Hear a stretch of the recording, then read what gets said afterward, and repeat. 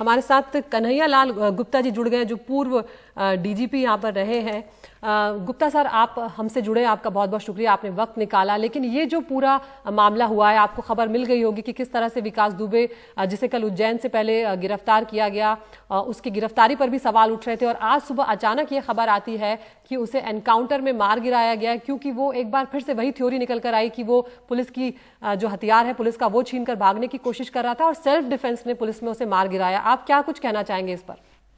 नहीं, बिल्कुल, देखिए, ऐसे इतने बड़े शातिर अपराधियों का यही एंड होता ही है अल्टीमेटली। वो आसानी से पुलिस के उसमें तो आते नहीं। गया था वहां सरेंडर करने के लिए कि कोर्ट में जाके कर पाऊंगा, जिससे कि मैं जुडिशियल कस्टडी में रहूं और बचा रहूं, बेल वेल न कराऊं, पड़ा रहूं। पर वहां पर उसने कोई अपराध नहीं किया, तो वहां की पुलिस ने, उज्जैन पुलिस ने उनको एसटीएफ को जहां वांटेड था कानपुर में, उसको हैंडओवर कर दिया। वहां पर कोई मुकदमा नहीं कायम है उसके खिलाफ, है ना, यही होगा तभी उसको हैंडओवर कर दिया, नहीं तो मजिस्ट्रेट से थ्रू आता। तो अब आ रहे थे रात में, बदमाश तो है, वो समझ गया होगा कि हम तो जुडिशियल कस्टडी में नहीं जा पाए वहां के उज्जैन की, उस तरह से प्रोटेक्शन नहीं मिला, ये हमको कर देंगे।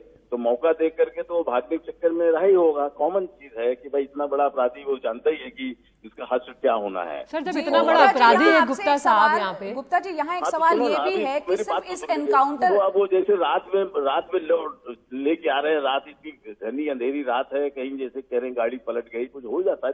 नहीं, हो जाता है गुप्ता जी, आप कह रहे हैं ये हो जाता है, ये हो जाता है, ये जो है इतना आसान नजर नहीं आ रहा है। जिस नाटकीय अंदाज में गिरफ्तारी हुई, गुप्ता जी एक सवाल, मेरा एक आपसे सवाल था, क्योंकि इससे पहले उसका जो साथी था प्रभात, वो ट्रांजिट रिमांड पर था, फरीदाबाद से उसको कानपुर लाया जा रहा था, अचानक पुलिस की गाड़ी पंक्चर हो जाती है, वो भागने की कोशिश करता है, उसको भी मार गिराया जाता है। यहाँ विकास दुबे भागने की कोशिश कर रहे हैं, उसको मार गिराया जाता है। ये इतने इत्तेफाक कैसे हो रहे हैं यूपी पुलिस के साथ एनकाउंटर को लेकर? नहीं, ये देखो, फिर वही आप इसमें बहुत ज्यादा चीजें पढ़ना चाह रहे, too much between the line जैसे कहते हैं, इसको मत ऐसा सोचिए। भाई एक्सीडेंट में आप देखते हो इंडिया में कितने एक्सीडेंट हो रहे हैं गाड़ियों के रोज, और नेशनल हाईवेज में हजारों मरते हैं, लाखों मरते, यही होता है। गाड़ी पंचर होती है, कभी पलट जाती है, कभी किसी ठोकर में टकरा जाती है, गिर पड़ते हैं। तो ये सब कॉमन चीजें होती हैं, इसको आप don't read too much between the lines के साथ ये किया गया ना। नहीं, आप ठीक कह रहे हैं गुप्ता जी, आप ठीक कह रहे हैं बिल्कुल। सुनो ना, पर्पस क्या है? इतना बड़ा अपराधी है जिससे 60-65 केसेस किए हैं, पूरी प्रॉपर्टी और सब दुनिया भर को हैरेस कर रहा है, क्या वो सजा पा पाएगा? 20 साल तक, 15-20 साल तक ऐसे ही रहेगा, बेल करके क्राइम करता रहेगा? बिल्कुल। तो गुप्ता जी, आपकी जो बात है उसी पर मैं आपसे पूछना चाहूंगी। यहाँ पर आप जो कह रहे हैं कि क्या वो सजा पा पाएगा, तो फिर ये सवाल तो आप हमारे सिस्टम पर ही खड़े कर रहे हैं ना। कहीं आपकी जो बात निकल कर आ रही है कि क्या वो सजा पा पाएगा। जब 60 मामले उस पर दर्ज थे, तब वो बेखौफ खुला घूमता रहा। यहाँ पर किसी पर केस दर्ज होते हैं तो वो जेल से बाहर नहीं निकल पाते, उन्हें जमानत नहीं मिलती है सर, और वो 60 मुकदमों के बाद फ्री था। तो ये हमारे सिस्टम पर ही सवाल है। मेरी बात तो सुनिए मैडम, तो अब जरा और डिटेल में जाने चाहिए। पूरा criminal justice system, right from complainant, public जो कंप्लेन करती है, विटनेस बनती है, वो भाग जाते हैं, फिर पुलिस इन्वेस्टिगेशन शॉर्टी, फिर प्रोसिक्यूटर्स आप जानते हो पॉलिटिकलाइज्ड, फिर आगे। तो ये पूरा हमारा सिस्टम जो है साले घुन लग गया है, जिसमें कि 15-20 साल तक ट्रायल चले, 20-25% तो सजा मिले।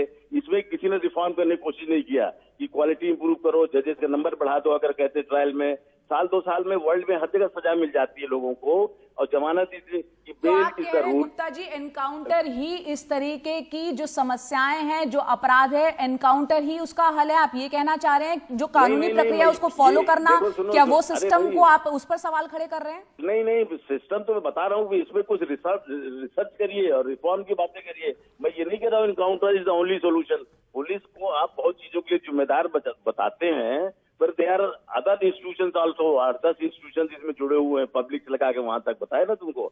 तो इन सब को जो है जिम्मेदार बनना पड़ेगा समाज के प्रति, कि साल 1.5 साल में ट्रायल हो जाए, बेल ज्यादातर ना हो, 50-60 केसेस में ये ना हो। ये सिस्टम को हमको पूरा एक्सप्लॉइट कर रहे हैं, क्रिमिनल और क्रिमिनलाइज पॉलिटिक्स है हमारी, इसको कोई सुधार नहीं करना चाहता है कि इसको कुछ नंबर बढ़ा दो, कुछ कर दो जिससे कि जल्दी ट्रायल हो। वर्ल्ड में कहीं होता है? आपने पढ़ लीजिए, आप देख लीजिए, 10-15 साल कहीं कोई मुकदमे चलते हैं क्या? कोई इस तरह छूटा घूमता नहीं। 3 महीने 2 महीने में साउथ वहां चले जाओ, मिडिल ईस्ट में 2 महीने में ट्रायल हो जाता है और चौराहे में गोली मार देते हैं। तब बिल्कुल ये आप मान रहे हैं गुप्ता जी कि ये सिस्टम सिर्फ न्यायिक व्यवस्था में या घुन जो है पूरे सिस्टम में है, या पुलिस महकमे में भी कहीं ना कहीं आप ये सुनिए गुप्ता जी, पुलिस महकमे में भी घुन लगा हुआ है। जिस तरह से यहाँ पर कानपुर में उसने हत्याकांड को अंजाम दिया, पुलिसकर्मी के द्वारा ही जो है मुखबिरी हो जाती है, तो आप उस पुलिस सिस्टम पर सवाल आपको नहीं लगता वाजिब है? उठाऊंगा भैया, मैं कह तो रहा हूँ कि राइट फ्रॉम पब्लिक से शुरू करो, जहाँ से कंप्लेनेंट शुरू होता है। गवाह गलत होता है, गवाही नहीं देता है, फिर पुलिस पहले तो FIR लिखने के बाद है, पब्लिक है, गवाह है, इसके बाद पुलिस आती है, फिर इन्वेस्टिगेशन के बाद प्रोसिक्यूटर आता है, डिफेंस आता है, तब जाके अदालतें आती है। ये 5-6 सिस्टम है, सब में खून लग गया है, सब में सुधार की जरूरत है। तो पुलिस जो है हमारे टाइम इतनी खराब नहीं थी भाई। ठीक है, थोड़ा बहुत पैसा अपना थानेदार लेता था, ऊपर तक जाता, खैर करते ही नहीं थे। और लेते किससे थे? एक्साइज के ठेकेदार से ले लिया, ट्रांसपोर्ट के बस वाले से ले लिया, थोड़ा बहुत इधर उधर पहुंचे वाले से ले लिया।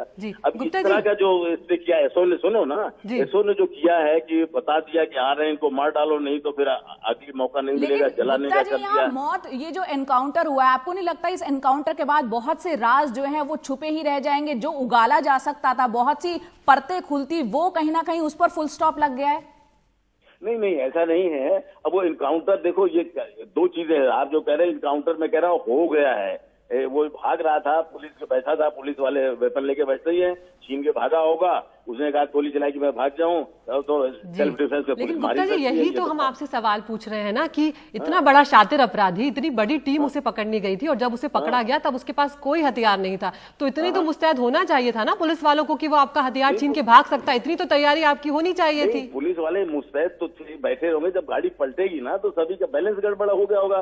पुलिस वाला कोई इधर गिरा, कोई इधर गिरा। पर ये भी हैरान करने वाला है कि गाड़ी पलटी तो सारे पुलिस वालों का बैलेंस बिगड़ गया, एक अकेला जो अपराधी है वही बस छीन कर हथियार भागने में कामयाब होता है। ये भी तो सर हैरान करेगा ही ना। नहीं, सभी पलटे होंगे, ये उठ के खड़ा हो गया होगा और एक आध वेपन छीना होगा, तगड़ा तो है पुलिस वाला को पकड़ने। तो बिल्कुल सर, आप हमसे जुड़े, आपने अपनी बातें रखी, लेकिन जो आपने बड़ा सवाल उठाया गुप्ता जी, वो बहुत बड़ी बात है कि पूरा जो सिस्टम है उसको बदलने की जरूरत है। और मैं ये कहना चाहूंगा कि इतने मीन में मत निकाले, कोई जरूरत नहीं है। डोंट गो सो मच कि ये इनकाउंटर हुआ है, क्रिमिनल है, समाज को राहत मिली है, चाहे जैसे ही मारा गया हो। अब उसमें आप अगर डिफेंस पट लगाते रहोगे तो उसका कोई एंड ही नहीं है। नहीं, इस बात से कोई इनकार नहीं कर सकता है गुप्ता जी। जो उसने किया वो वाकई में एक बहुत बड़ा जो है जघन्य अपराध था। पुलिस कर्मियों की जो निर्मम हत्या की गई, वाकई में एक बहुत दर्दनाक वो हादसा था। बहुत बहुत शुक्रिया कन्हैया लाल गुप्ता जी, पूर्व DGP UP, हमसे जुड़ने के लिए और तमाम बातें जो है उस पर चर्चा करने के लिए।